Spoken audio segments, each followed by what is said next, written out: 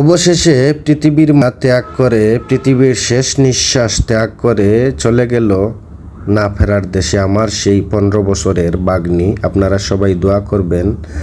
Already আপনারা দেখতেই পারছেন আমরা জানাজা সম্পূর্ণ ক্লিয়ার করে কিন্তু আমার সেই বাগ্নিটার জানাজা শেষ করে কিন্তু কবরস্থানের পাশে আমরা কবর দেওয়ার চিন্তা ধারণা করছি, আর এই ভিডিওটা আপনাদের কাছে শেয়ার করছি। আপনারা সবাই আমার বাগ্নির জন্য দোয়া করবেন। আর যদি পৃথিবীর বুকে কোনো ভুল করে থাকে কোনো মানুষের কাছে, আল্লাহ যেন তার গুনাহকে মাফ করে দেয় এবং তাকে মাফ করে দেন। এখন আপনারা দেখতে পাচ্ছেন বর্তমানে ঈদগাহ ময়দানে আমরা নিয়ে এসেছি। ঈদগাহ ময়দান থেকে বেরিয়ে এসে কিন্তু কবরস্থানে নিয়ে আসলাম, আর অলরেডি আপনাদের কাছে একটু শেয়ার করার চিন্তা ধারণা। এই যে দেখুন, এই যে দেখুন,